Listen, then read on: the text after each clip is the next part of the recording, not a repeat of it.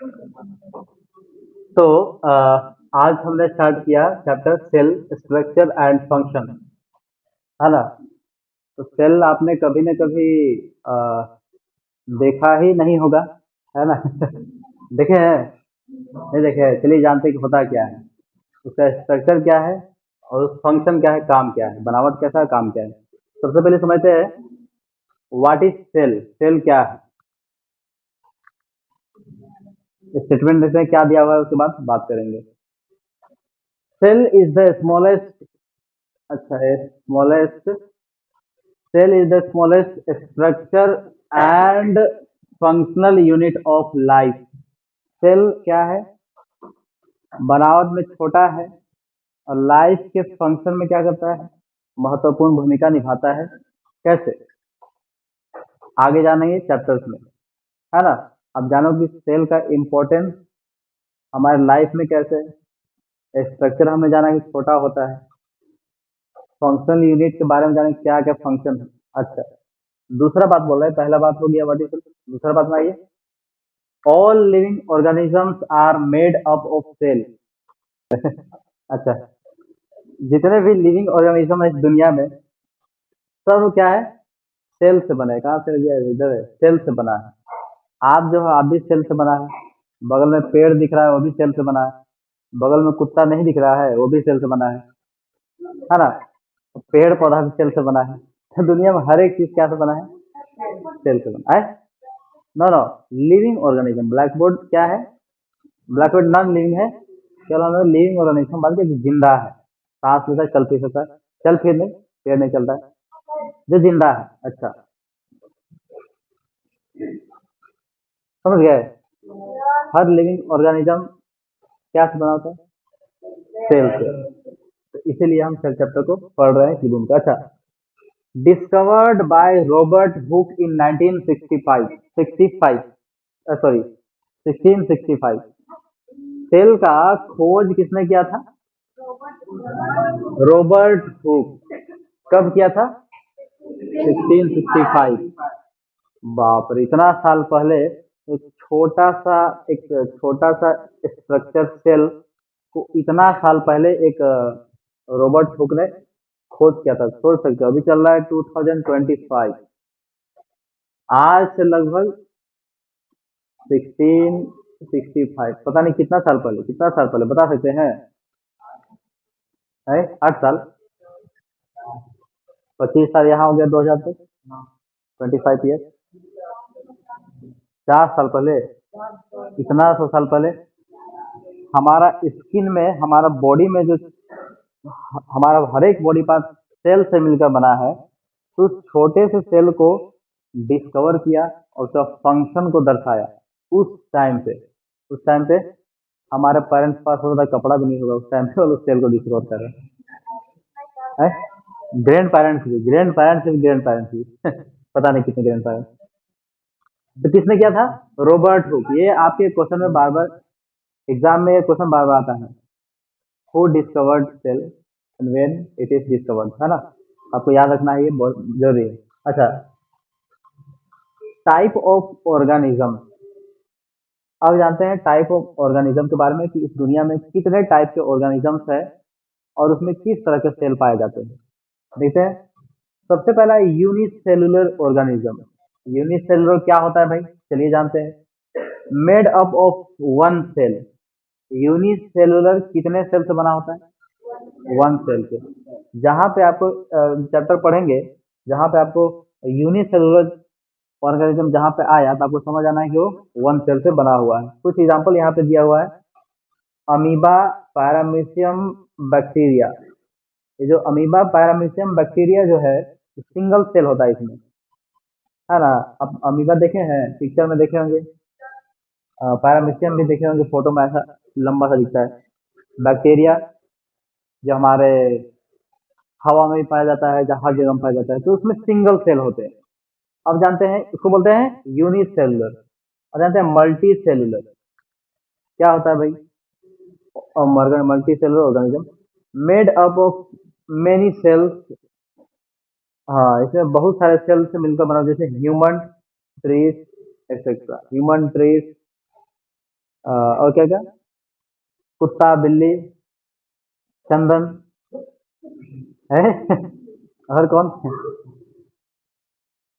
हाँ, तो ये सारे ऑर्गेनिज्म है, एनिमल्स है, इंक्लूडिंग ह्यूमन। क्या कैसा कितने सेल से बना है? Many, made up of many cell, है ना, बहुत सारे सेल से मिलकर बना है। और ये सिंगल सेल से, अमीबा, बैक्टीरिया। तो बताइए, हम लोग इतना सारा बहुत सारे सेल से मिलकर बना है, लाखों करोड़ों सेल से मिलकर बना है, और बेचारा एक सेल से यूनिसेलुलर वाला एक सेल रहता है, कैसा दिखता हो? हम लोग ऐसा दिखता है मल्टी सेलुलर, वो बेचारा यूनिसेलुलर कैसा दिखता हो? अच्छा, बहुत छोटा नहीं? हो सकता है हमारा आंखों से न दिखे, इतना छोटा भी होता है बैक्टीरिया। अच्छा, सेल में जो शेप एंड साइजेस का बात करें, तो शेप इसमें हर तरह के शेप होते हैं हमारे सेल में। सर्कुलर भी होता है, और कैसा शेप? स्क्वायर शेप में भी होता है, रेक्टेंगल में भी होता है। हर तरह के शेप में हमारे सेल पाया जाता है। हमारा ह्यूमन हो गया, ट्री हो गया, जितने भी लिविंग लिविंग ऑर्गेनिज्म है उसमें। साइज का बात करें, सेल थोड़ा छोटा भी हो सकता है, बड़ा भी हो सकता है, छोटा भी हो सकता है, बड़ा भी हो सकता है, छोटा भी हो सकता है, बड़ा भी हो सकता है। एक मूवी है, तो कल हमने जाना था सेल के टाइप के बारे में, कि मल्टी सेलुलर सेल कैसे होते हैं, यूनिट सेलुलर सेल कैसे होते हैं। अब जानेंगे आज हम पार्ट्स ऑफ अ सेल, है ना। एक सेल का पार्ट्स क्या क्या है ना। पार्ट्स मतलब आपका बॉडी का पार्ट्स क्या है, हाथ है, पैर है, उसी तरह सेल का पार्ट्स क्या क्या है वो जानेंगे। अच्छा, every cell has three main parts. हर सेल में तीन मेन पार्ट्स होते हैं।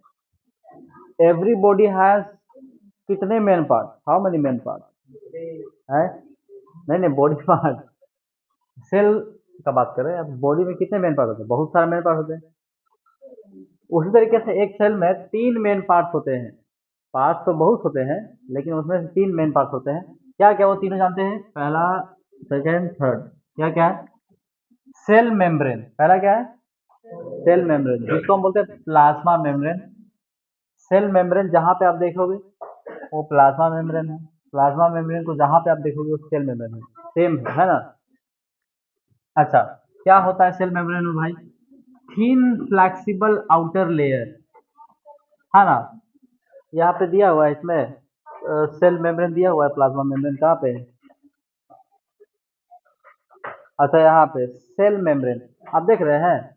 इस सेल का जो थिन फ्लेक्सिबल आउटर, बाहर आउटर लेयर है ना, इसको इंडिकेट कर रहा है, आउटर लेयर को। दिख रहा है? दिख रहा है ना। तो ये आउटर लेयर क्या कहलाता है हमारा? सेल मेम्ब्रेन, या नहीं तो प्लाज्मा मेम्ब्रेन। बात समझ में आया? ये क्या करता है दोस्त, देखते हैं इसका काम, यहाँ फंक्शन यहाँ पढ़ लेते हैं। Cell membrane is the gate keeper of the cell that control the passes of materials in and out of the cell। Cell के अंदर या जो भी मटेरियल बाहर आता है, अंदर जाता है, उसको क्या करता है? कंट्रोल करता है। कौन? सेल मेम्ब्रेन भाई। ओके, दूसरा देखते हैं। इसी में दूसरा मेन काम क्या है इसका? Protect cell and control exit entry of the substances. अभी हमने बात किया मटेरियल या सब्सटेंसेस को बाहर एग्जिट करने में या एंट्री देने में कंट्रोल करता है। और हमारा सेल को प्रोटेक्ट करता है, क्योंकि हमारा ये बाहर आउटर लेयर है, तो प्रोटेक्ट करेगा ही करेगा। आपके स्किन को, सॉरी, आपके बॉडी कौन प्रोटेक्ट करता है? कौन सा पार्ट है आपकी बॉडी को? आपके बॉडी पार्ट को जो बाहर कौन प्रोटेक्ट करता है? आपका स्किन, है ना। उसी तरीके से जो सेल को प्रोटेक्ट करता है, कौन? सेल में बात समझ में आया? अच्छा, ध्यान सुनिएगा, ये आपके आगे काम देगा। आगे मतलब जो आगे टॉपिक पढ़ेंगे उसमें। अच्छा, पहला आप बात समझ, सेल मेम्ब्रेन के बारे में समझ में आया। थिन होता है, फ्लेक्सिबल होता है, आउटर लेयर होता है, प्रोटेक्ट करता है, अंदर बाहर जाने में चीजों को मदद, हेल्प, कंट्रोल करता है। दूसरा है साइटोप्लाज्म। दूसरा क्या है? साइटोप्लाज्म। साइटोप्लाज्म होता क्या है भाई? Jelly like fluid inside the cell, cell के अंदर जेली लाइक फ्लूइड होता है। देखते हैं कहाँ पे है साइटोप्लाज्म में, यहाँ पे देखते हैं कहाँ पे है साइटोप्लाज्म, यहाँ पे है, दिख रहा है साइटोप्लाज्म। क्या जी, cushion and protect organelles, organelle है ना, ऑर्गेनल्स को प्रोटेक्ट करता है। दिख रहा है साइटोप्लाज्म, दिख रहा है ये, है ना, यहाँ पे। तो ये इसलिए यहाँ पे लिखा हुआ है क्योंकि ये मेन पार्ट है, छोटा दिख रहा है, काम बड़ा होगा, तभी मेन पार्ट है ना। अच्छा, और क्या क्या है साइटोप्लाज्म का? कंटेन्स ऑर्गेनल्स, ऑर्गेनल्स में क्या क्या चीजें हैं भाई? स्मॉल पार्ट दैट डू क्या है, स्पेसिफिक जॉब। कुछ स्मॉल पार्ट, ये साइटोप्लाज्म जो है कुछ ऑर्गेनल्स को कंटेन करता है, रखता है, जो कुछ स्पेसिफिक फंक्शन करते हैं वहां पे। डिटेल में जानेंगे धीरे से। क्या हुआ? Nothing happened. हाँ, दो दो मेन पार्ट। थर्ड आते हैं न्यूक्लियस। क्या है? न्यूक्लियस। क्या है? Nucleus. Control center of the cell, cell का जो सेंटर को कौन कंट्रोल करता है? न्यूक्लियस। चलिए देखते हैं पिक्चर में न्यूक्लियस कहाँ पे है, कहाँ पे है दोस्त? न्यूक्लियस है ना, क्या है? Nucleus controls the function brain of the cell.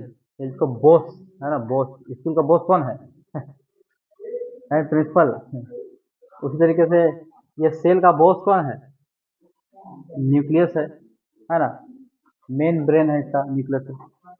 तो यहाँ पे हमने देखा जो सेल में सबसे मेन कौन है? न्यूक्लियस है ना। हमारे बॉडी में सबसे मेन पार्ट कौन है? ब्रेन। उसी तरीके से सेल का बॉडी में सबसे मेन पार्ट है न्यूक्लियस, जो कंट्रोल करता है सारे फंक्शंस को। और क्या करता है? कंटेन क्रोमोसोम्स, क्रोमोसोम्स हमने बताया था, है ना। इंसानों के बॉडी में भी क्रोमोसोम होते हैं, एनिमल्स के बॉडी में भी क्रोमोसोम होते हैं।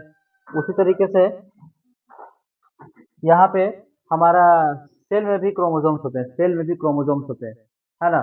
सेल में वो क्रोमोसोम क्या करते हैं? डीएनए को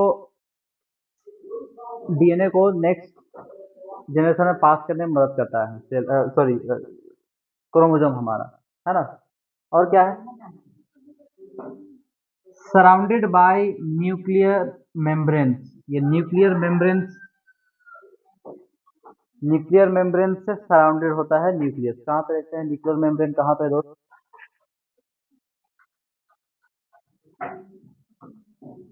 न्यूक्लियर मेम्ब्रेन कहाँ पे है? उसने नहीं दिखाया है। जिस अंदर न्यूक्लियस है वो सराउंडेड रहता है न्यूक्लियर मेम्ब्रेन से, यहाँ नहीं दिखाया है। ये ब्लू वाला पार्ट दिख रहा है, ये न्यूक्लियर मेम्ब्रेन है ना, लेकिन नाम नहीं लिखा है यहाँ पे। अच्छा,